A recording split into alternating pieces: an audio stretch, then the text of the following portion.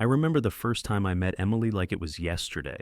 It was at a local charity car show, the kind where the trucks were old enough to have stories, and the crowd was more interested in the vintage than the price tags. I'd just finished talking to some folks about a '67 Mustang I'd been restoring when I spotted her across the lot, crouched low, camera poised, catching the perfect angle of an old pickup's grill. She was completely absorbed in her work, sharp and focused. Her dark hair was pulled back, but a few strands had escaped and curled around her face. She wore a vintage leather jacket that was too cool for someone who looked like she was in her mid-20s. And I remember thinking she's out of my league, not just in looks, but in everything. I hung back for a few minutes, watching her. Something about the way she moved, how she interacted with the old trucks, how she clicked her camera without hesitation. It was magnetic. When I finally walked over, I felt like I had to force myself to break the silence. "You're good," I said, nodding toward her camera. She looked up, her eyes sharp as if she had already sized me up. But then she smiled. "Thanks, I've been doing this for a while. It's not as easy as it looks." I laughed. "I've seen people ruin the perfect shot by not knowing when to press the button." Her smile deepened, a little playful. "Guess I'm not one of those people." We talked cars, then cameras, and before I knew it, we were talking about everything. Her life in a cramped apartment, barely scraping by, taking freelance gigs wherever she could find them. Me, I had my small auto repair shop, a rundown house on the edge of town, and a dog named Max. I liked things simple, no drama, no noise, just work. She told me she loved the freedom of being a freelancer, but she hated how unpredictable it could be. And I told her I loved fixing things, even if it meant getting grease on my hands. It didn't take long before we were seeing each other more than just once a week. We dated fast, like we were both trying to outrun something we couldn't name. She brought energy into my life, laughter, and a touch of chaos. She didn't judge me for my shop, didn't look down on it like I thought people would. She liked my hands-on work ethic, and I liked her drive to make it on her own. We got married less than a year later. No big ceremony, just a quiet evening at the courthouse with Max by our side. I had never seen her look so happy in a dress that cost less than my old truck. But she was radiant, and that was enough for me. Over time, things shifted. At first, I didn't think much of it. I'd catch her eyeing new clothes when we were out shopping, or she'd mention a vacation somewhere expensive. "You deserve it," I'd tell her, even though my gut twisted a little. She liked nice things, the finer things. It was no secret that she liked to be spoiled. But what really got to me was how she'd talk about her freelance work. It was always, "I've got a big job lined up. The pay is amazing, but I'll be stressed for the next few weeks." And I'd nod, feeling good that she was getting ahead. But also, I couldn't help but wonder what her real ambitions were. Was she just working hard for the next paycheck, or was she trying to build something bigger, something I couldn't offer? I thought about the things she wanted, the expensive trips, the luxury cars, all the things I could never give her with my small shop. But I worked harder, took on more jobs, expanded the business, all because I wanted her to have everything. She deserved it. The first real sign I got that maybe we weren't on the same page was when she started making subtle comments about how I should take the business to the next level. "Why don't you open a bigger shop?" she'd ask when we were having dinner. Or, "You could do a lot more with the right connections. Have you thought about hiring someone to help with the paperwork?" At first I thought she was just looking out for me, pushing me to think bigger. But the more she said it, the more I started to feel like maybe my little shop wasn't enough for her. It was a gut punch every time, but I never said anything. After all, I wasn't ready to let go of the life I'd built, even if it didn't seem to fit with her vision of what she wanted. But there were moments, small ones, when I felt like the world she was chasing was moving faster than the one I was living in. One night, after a quiet dinner at home, I tried to talk about it. "You ever think about how we got here? How we got to this point?" I asked, rubbing the back of my neck. She paused, looking at me, eyes narrowing just a little. "What do you mean?" "I mean, all the things we said we wanted, all the things I thought you wanted, but—" I trailed off, unsure how to say it. "But?" she prompted. I glanced down at my hands, feeling small. "But I can't keep up with you, Em. Not like this." She exhaled, her shoulders slumping as she set her fork down. "You're not behind, you know that? I just want more for us. I want us to have more." More. There it was again. and I could never quite figure out if I was enough for her. Emily had been in bed for the better part of 2 weeks. Every time I walked into the room, I could hear her weak moans, the pain too much for her to hide. It was a hollow sound, a constant reminder that everything had shifted, that things weren't what they seemed. She'd look at me, her eyes glassy, and whisper that the pain was unbearable, that she couldn't stand it. I'd hold her hand, try to reassure her, but all I could feel was this tight knot in my stomach, gnawing at me. I wasn't sure if it was the worry for her or the pressure to fix everything. She kept telling me that the hospital was waiting for the money, and that if we didn't pay soon, they wouldn't schedule her surgery. I could hear her voice crack, the desperation too real to ignore, but I was losing my grip. "I'll get the money," I said over and over, even though the words didn't feel real coming out of my mouth. I couldn't bear to see her suffer, couldn't stand the idea of being the one to let her down. So I did what I knew best. I started liquidating everything in my shop, the equipment I'd built my life around, the things I'd worked for. It felt like I was being drained bit by bit. Each sale, each piece of equipment that disappeared, felt like I was losing a part of myself. But Emily wouldn't hear of me getting a second opinion, wouldn't even entertain the idea of a local specialist. She said her doctor knew what was best, that he was the only one who could help. She sounded so sure, so convinced. It wasn't like her to be like this. Normally, she was the one making lists, researching, figuring out all the angles. But now, she was completely lost in this narrative that something big was happening, something bigger than either of us could control. And then there was Dylan. I hated that guy. Always had. He was always between jobs, borrowing money, never sticking around long enough to make anything of himself. It was hard to explain exactly why I didn't like him, but every time he walked through the door, my skin would crawl. There was something off about him, like he could never be trusted. Lately, though, he was there a lot, almost every day. I'd come home from the shop, exhausted, and find him sitting on the couch talking to Emily, his voice low and conspiratorial. I'd try not to eavesdrop, but it was hard not to hear the whispers, especially when they were in the kitchen and I was in the next room. One night, I caught part of their conversation. "We need to get this done this week," Dylan said, his voice low but urgent. "If we don't get him to sign the papers, the deal falls through. My buddy's ready to move the money offshore." Emily laughed, but it wasn't a carefree laugh. It was more like a nervous one, like she was trying to hide her excitement. "The old man's not going to know what hit him," she said, the words hanging in the air. "Once we pay the fake hospital invoice, we can finally ditch this boring life," she added, a little too eagerly. I felt my stomach drop. They were talking about me, about what I'd been doing to keep everything afloat, and it was like I was some kind of fool. A fool who didn't know anything about what they were really planning. The words felt like a slap to the face. They were in it together. I quietly backed away from the door, my heart hammering in my chest. I couldn't believe what I had just heard. I'd always known Emily liked nice things, but this was different. This wasn't just about wanting more. It was about using me to get it. I left the house before they knew I'd been there. The weight of it settled over me like a thick fog. I didn't know what to do with it, didn't know how to handle what I had just learned, but the fact that I didn't confront her immediately said everything. I couldn't bring myself to. Instead, I ended up walking around the town for hours, not really noticing where I was going.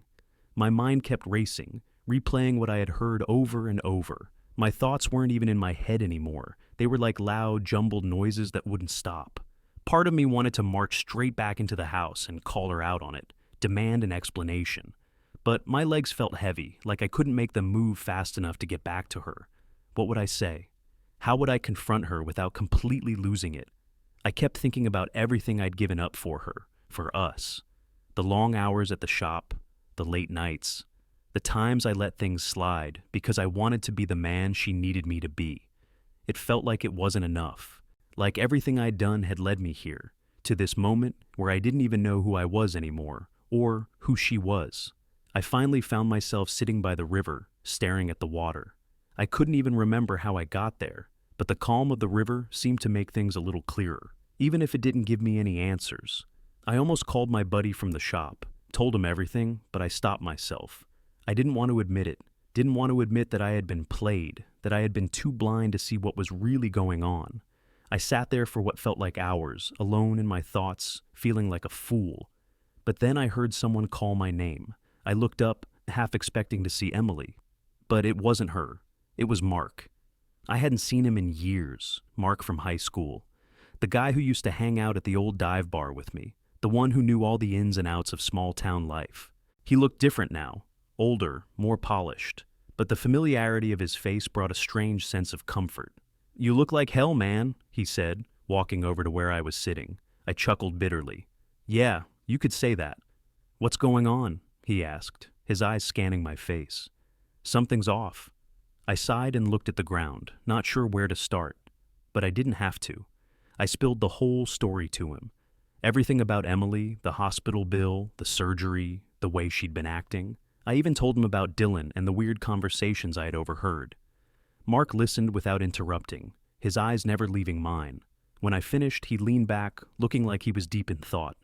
Then he nodded slowly. "I think I know exactly what's going on," he said, "and I think I can help nail them." I'd been at the shop all morning, cleaning up the mess after a last-minute client canceled. No point in pushing through the repairs today. I wiped my hands on a rag, grabbed my keys, and decided to head home early. Thought I'd surprise Emily with her favorite takeout, something to brighten the mood. She'd been so down lately, and I figured a small gesture might help. When I pulled into the driveway, the front door was unlocked. That was odd. Emily never left it unlocked, especially not when she was feeling sick. I paused for a second, hands still on the door handle. Something didn't sit right, but I couldn't put my finger on it. I pushed the door open, the familiar scent of her perfume and the faint smell of coffee from the kitchen greeting me. But there was something different about the air, an undercurrent of tension, like something was off, but I couldn't see it yet. Then I heard their voices, Emily's and Dylan's. I froze at the threshold, my heart suddenly hammering in my chest. They were talking in the kitchen, their words muffled, but I could still hear them clearly enough to catch snippets. "You better get him to sign the sale papers this week," Dylan was saying, his voice low but urgent. "My buddy's ready to move the money offshore." I leaned against the doorframe, my stomach doing a slow, sick roll. I shouldn't have been eavesdropping, but it was like my feet were glued to the floor, and I couldn't turn away. My head was spinning. Emily laughed. "The old man won't know what hit him." I felt like someone had punched me in the gut. The old man? My jaw clenched, and I could feel the heat rising in my chest, but I stayed frozen, barely breathing.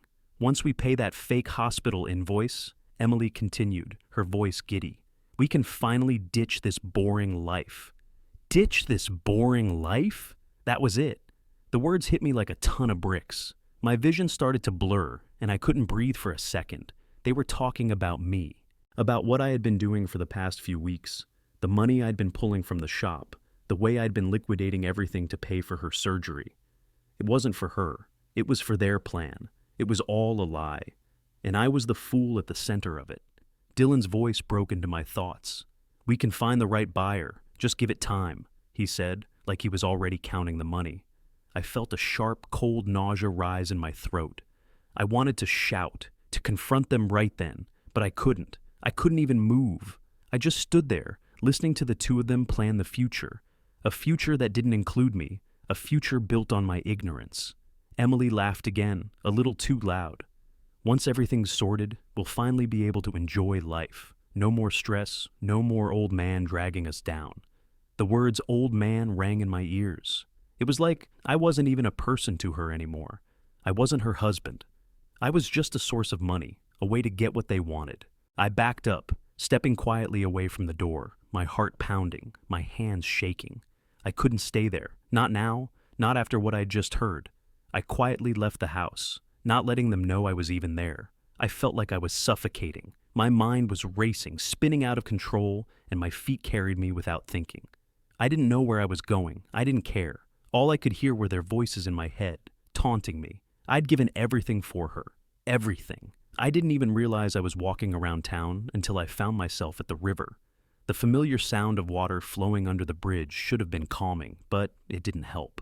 I stared at the water, feeling like everything I had built, everything I had done, was slipping through my fingers.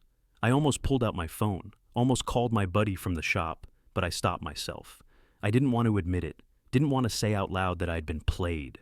I didn't want to acknowledge that I had been such a fool. My mind flashed to all the moments I'd stood by her, the the times I'd made sacrifices for her, the money I'd scraped together to make her happy. I was a damn fool. I felt like I was falling apart. I didn't know who I was anymore, or what was real. I had trusted her, and she'd turned everything into a game I hadn't even been invited to play. That's when I heard someone call my name. I looked up, blinking hard, trying to shake off the fog in my head. Mark. Mark from high school. I hadn't seen him in years. He looked older, but the familiarity of his face, his voice, it was like a lifeline. "Jesus, man," he said, walking toward me. "You look like shit. What's going on?" I didn't know where to start. I didn't know how to explain it. But somehow, I did. I spilled everything. About Emily, about the hospital bill, about the gold, about Dylan, about everything. I didn't hold anything back. Mark just listened, his brow furrowing deeper with every word I said. When I finished, he leaned back, his eyes never leaving mine. "I think I know exactly what's going on," he said, his voice low, controlled. "And I can help nail them." My stomach dropped. "What do you mean?" I asked, barely able to speak. "I've been working a fraud case," Mark said, his eyes narrowing. "Fake medical invoices, the whole thing. It's big, and I think your wife and her brother are involved. I can get them." I didn't know what to say. I just stared at him, my mind trying to catch up. "You don't have to do this alone," Mark said. "I've got a plan." He pulled something from his bag and handed it to me, a box of gold bars. I stared at them, my brain working in overdrive. "What is this?" I asked. "Fake," Mark said, his tone serious. "I'm going to set them up. We'll bait them. Let them think they're making a fortune. Then, we'll get them." I felt a knot in my chest, but I knew I had no choice. I couldn't keep living in this lie. "Let's do it," I said. And for the first time in days, a small part of me felt like I was finally going to get some justice. I walked around town like I was in a fog, barely noticing the familiar streets, the old storefronts. My mind kept replaying what I'd overheard. Emily and Dylan laughing at me, talking about ditching this boring life. All the things I'd sacrificed, the lies I'd swallowed, the way she had turned me into a fool without a second thought. Part of me wanted to confront her, wanted to march back into that house and demand answers right there on the spot. But my body wouldn't cooperate. I was shaking too much. My hands felt cold, my head a mess of racing thoughts. What had I even been doing for the past 10 years? All those late nights, all that work, for what? So I kept walking. No destination, no purpose other than to get away from the house, from the lies. It wasn't until I found myself standing by the river, staring at the water, that I realized I was just avoiding facing the truth that I had been played, that my life had been one long string of good intentions that led me nowhere. I sat down on the bank, pulling my knees up to my chest, and tried to breathe. I thought about calling my buddy from the shop, someone who'd been a steady presence in my life, someone I could vent to, but I stopped myself. I didn't want to admit it. I didn't want to admit that I had let myself be deceived for so long, that I had been so blind. I thought about all the things I had given up for Emily, the time, the money, the things that meant something to me, the shop max, my own damn pride. I didn't know who I was anymore. Was I just a paycheck to her, a means to an end? That's when I heard someone call my name. I didn't have to look to know it was Mark. I hadn't seen him in years, but his voice was unmistakable. The guy I used to sit with at the dive bar. The guy who knew all my old stories. The guy I never thought I'd see again. "You all right?" Mark asked, his voice steady as he came up beside me. He had that same familiar calmness, like nothing ever rattled him. I envied it. I just shook my head, feeling the weight of everything come crashing down. I didn't even want to speak at first, didn't know where to start, but somehow the words came out. "I've been a goddamn fool, Mark. I let her play me. I let her use me." Mark didn't say anything for a minute. He just stood there, watching the water flow, like he was giving me space to get it all out. "What happened?" he finally asked, his voice low, careful. I looked at him, feeling all the anger, all the betrayal bubble up. I didn't even know where to start, but somehow I found the words. I told him everything. Emily, the surgery, the bills, Dylan's constant visits. I told him about the overheard conversation, how they were laughing behind my back, how I had been nothing more than a source of money for them. Mark's eyes narrowed as I spoke, his jaw set. When I finished, he let out a slow breath and took a step closer. I think I know exactly what's going on, he said, his tone suddenly sharp, like he had figured something out. I looked at him, confused. What do you mean? I've been working a fraud case, he said. Fake medical invoices, insurance scams, the whole damn thing. And I think Emily and her brother are involved in something big. My stomach dropped. What? I whispered, unable to process it. How do you know that? Mark didn't hesitate. Because I've been tracking a similar scheme. I've seen it before, and I can help nail them. I stared at him, my mind racing. What do you mean? How? Mark's face grew serious, his eyes steady. I've got a plan. I've got some resources, and we can set them up. I can make them think they're getting a big score. Then, when they move, we've got them. I swallowed hard, the idea sinking in. For a split second, I thought about backing out. But I couldn't. I couldn't keep living like this, not knowing the truth. What do I have to do? Mark pulled something from his bag and handed it to me. It was a small, sturdy box. I've got these, he said, opening the box to reveal several gold bars. I looked at them, confused. Fake, he said, answering the unasked question. They're convincing. I'm going to set up a meeting with them. They'll think they're buying real gold, and when they make the deal, we'll have them. I felt the heat of the plan start to sink in. I wasn't sure if I was ready for it, but I didn't have a choice. It was either this, or let them keep taking me for a fool. Let's do it, I said, my voice more determined than I felt. Mark nodded. Good, I'll set everything up. Just make sure you act like you don't know anything. Leave the rest to me. I nodded, but my mind was spinning. This wasn't just about Emily and Dylan anymore. It was about taking back what was mine, my dignity, my trust, and the life I thought I had with her. Mark slapped me on the back as we stood up. I'll keep you posted, he said. And hey, after this we'll go fishing. Maybe you can get some peace of mind for once. I managed a small, tight smile. Yeah, we'll see. I watched him walk away, the weight of the situation sinking in with every step he took. I didn't know what was coming next, but for the first time in days, I felt like I had some control again. It wasn't over yet, but maybe, just maybe, I'd get my life back. I was still sitting there by the river when I heard a voice from behind me. It wasn't loud, but it was enough to cut through the fog in my mind. Hey, you doing okay? I turned, half expecting someone I didn't recognize. But there was Mark from high school. I hadn't seen him in years, not since we graduated, and I'd gone straight into work while he went off to college. But there he was, standing by the bank, a familiar face I never thought I'd see again. He looked older, obviously, but the same guy I'd cracked jokes with at football games and drank too many beers with on summer nights. His eyes were sharp, though, scanning me like he was sizing me up, just like he used to. Shit, man, he said, taking a step toward me. You look like hell. I chuckled, but it didn't feel like laughter. Yeah, well, it's been a rough couple of days. Mark raised an eyebrow, the concern in his eyes clear. Want to talk about it? He asked, his voice lower now, more serious. I hesitated for a second. Normally I'd keep things to myself. But there was something about seeing Mark again that made me feel like I wasn't entirely alone in this mess. I didn't say anything at first. Then, without thinking, the words started spilling out. Everything. I told him about Emily, about the bills, the surgery, the weird hospital invoice, the lies, everything I'd been doing to keep it all together. I even told him about Dylan, how the guy was always borrowing money and hanging around, always making me feel uneasy.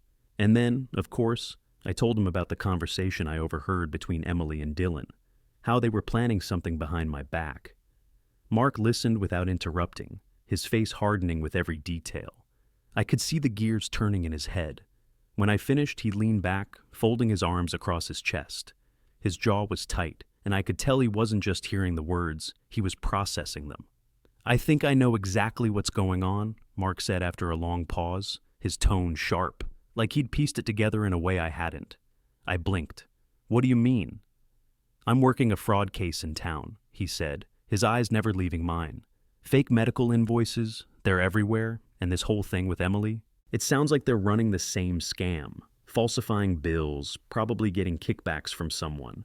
It's not just a one-off, it's a whole operation. I sat up straighter, something cold settling in my gut. What? You think she's in on this? Mark nodded. I'm not saying she's the mastermind, but she's involved, and her brother Dylan. He's definitely in the loop. I ran a hand through my hair, not sure whether to be more shocked or angry. So, what do I do? What the hell do I do now? You let me help, Mark said, his voice steady, almost reassuring.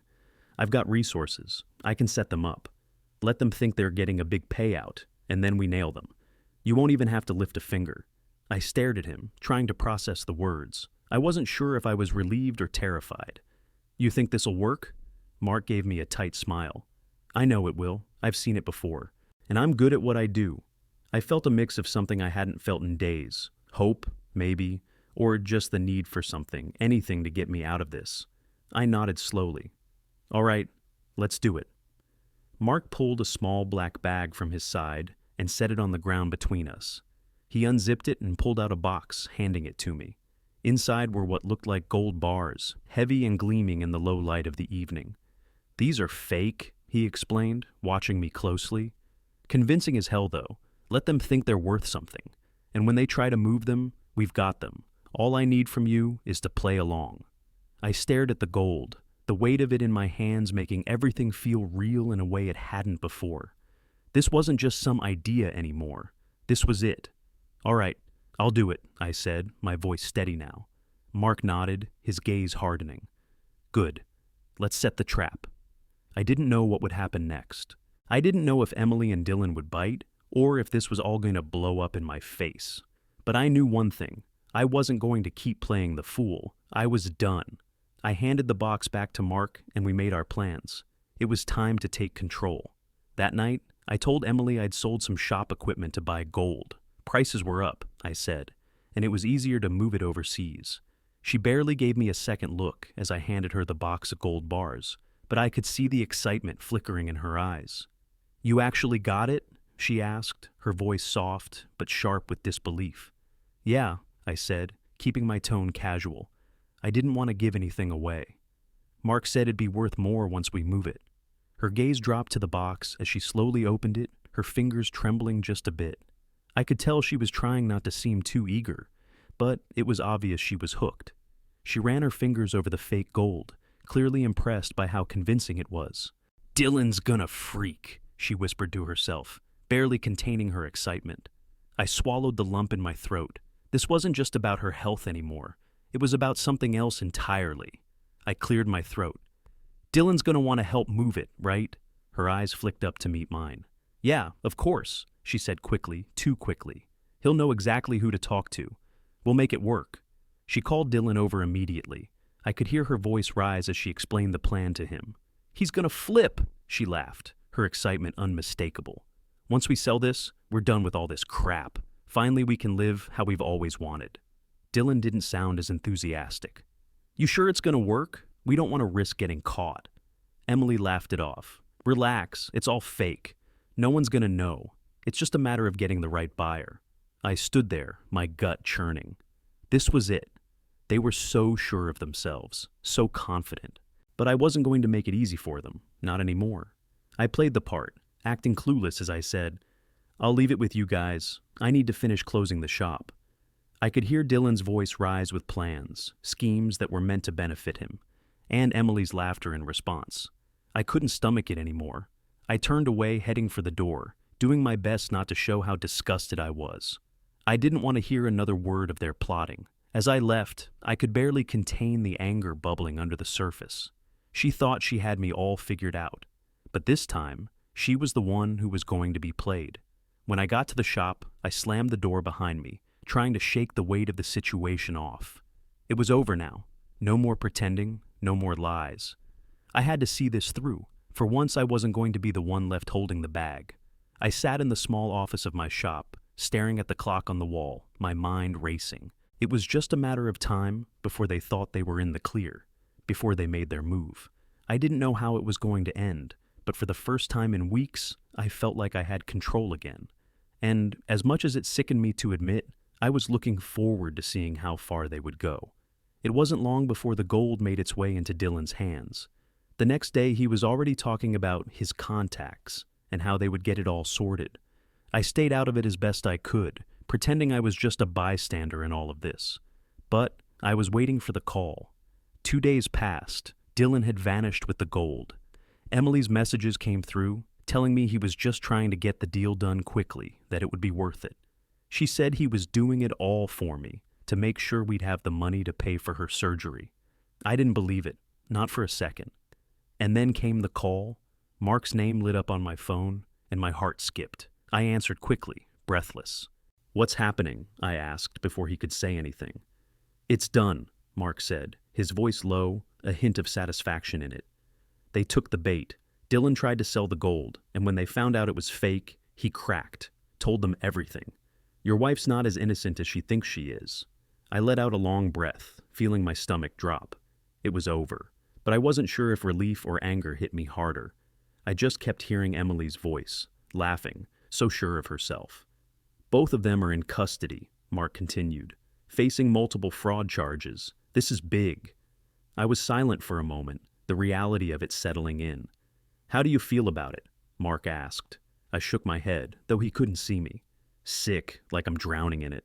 "You're going to be okay," Mark said, his voice softening. "They had it coming. You're just the guy who finally figured it out." I didn't say anything. I didn't know what to say. "Listen," Mark added, "we're going to get them on everything. You just need to stay calm. It's done. They're done." I hung up and sat there for a long time, staring at the wall, the weight of everything pressing down on me. Emily and Dylan were finished. The lies had been exposed, and there was no going back now. I didn't know what tomorrow would bring, but for the first time in a long time, I felt like I could breathe again. 2 days later, Dylan was gone, just like that. He'd taken the gold, supposedly to sell it through his contacts.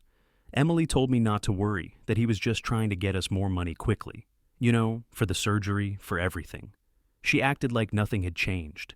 "He's doing this for us, babe," she'd said, smiling weakly from her spot in bed. "He's just looking out for you, for both of us. This will be over soon. We'll finally get everything we need."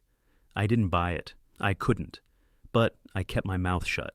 I played along like I had been doing for months. It was easier that way. The next day I got the call. Mark's voice was steady, but I could hear the edge in it. "The gold's fake, and Dylan's already spilled everything." I sat up straight in my chair, feeling the blood drain from my face. "What do you mean, spilled everything?" I asked, the words barely coming out. "He freaked, tried to sell it, and when the buyers found out it was a setup, he started talking. He gave up Emily too. They've both been arrested, man. It's done." The weight of those words hit me like a truck. Emily and Dylan, arrested. Everything we'd been through, everything I'd done, it had all led to this. A stupid lie, a stupid scam. I felt the room close in on me, my chest tightening, but there was no time for that. Not now. I could hear Mark's voice, clear and cold, like he was preparing me for what was coming next. "They're both in custody, facing multiple fraud charges. I'm going to need you to come in and make a statement. But for now, just stay put. I'll keep you updated." I was still frozen when he hung up. My mind was reeling. I'd spent months trying to help Emily, trying to save her from this condition she kept claiming she had. And now it turned out the whole thing had been a lie from the start. I thought about what Mark had said. Facing multiple fraud charges. She was going down. Dylan too. For once, I wasn't sure what I felt. Anger, relief, or some messed up combination of both. The truth had finally come out, and I wasn't sure if I should feel grateful for that, or sick to my stomach. The next morning, the door to the shop opened, and in walked Mark. He looked as calm as always, but I could see the way he was looking at me, like he was waiting for the dust to settle. He didn't waste time. "Emily and Dylan both took plea deals," he said, his voice blunt. "They're looking at years, man, and it's not going to get any easier for them. They'll be locked up for a long time." I didn't know how to respond. The anger was there, but it was buried beneath the weight of everything else. It felt like a part of me had been broken, and I wasn't sure if I could fix it. "What now?" I asked, my voice hoarse. Mark shrugged. "What now is up to you. You're free of them, but I don't know how much more you want to deal with this. The shop's still yours. That's what you've got." I stood there, looking at my hands, the ones that had fixed cars for years, the ones that had kept me going, had kept me sane. The shop was mine. It always had been. I wasn't going to sell it. I wasn't going to let everything slip away, even if it meant facing the mess Emily and Dylan had made. I nodded slowly. "I'm keeping the shop. It's the only thing I still have that's mine." Mark gave me a look like he was relieved I'd made a decision, but I could tell he wasn't convinced that it was enough. "You'll be all right, man. You're stronger than you think." I didn't answer right away. I wasn't sure I believed him. But for the first time in a long time, I felt something else, something lighter. The anger was still there, simmering beneath the surface, but it was mixed with something else. I wasn't going to let it control me anymore. I wasn't going to let Emily or Dylan or any of their lies define me. Mark and I spent the next hour catching up like old times. It was strange, but I needed the distraction. He told me about his work, the cases he was dealing with, and we even joked about some of the stupid things we'd done when we were younger. As the conversation drifted, he mentioned going fishing again. It had been years since we'd done that, but I wasn't sure if I was ready for it. Yet, for the first time in months, the thought of something simple like that, a fishing trip, felt good. It felt like something I could look forward to. "You up for it?" Mark asked, leaning back in his chair. I thought about it for a second, looking at the shop, at Max sleeping by the door, at the mess I'd been avoiding. "Yeah," I said, the words slipping out before I could stop them. "Yeah, I think I could use that."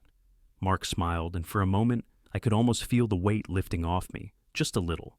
For the first time in a while, I was thinking about tomorrow. Not about the mess I'd been cleaning up, not about Emily or the lies, just about tomorrow, and that, right there, felt like a damn good start. A week passed. I sat in the quiet of the shop with Max curled up by my feet. The low hum of the lights and the faint smell of motor oil had always been a kind of comfort, even when things were good. But today, it felt different. It was still mine, but now it felt like the only thing left that truly belonged to me. I wasn't sure how I felt about that. I was running my hand over the worn surface of a workbench, lost in my thoughts, when the bell above the door jingled. I looked up to see Mark walking in. He gave me a small nod, his face tired but familiar. "Got a minute?" he asked, as if I had anything else to do. "Yeah, sure," I said, forcing a smile. "What's up?" Mark didn't waste any time. He pulled up a stool and sat down. "I talked to the DA this morning. Emily and Dylan both took plea deals." My stomach sank.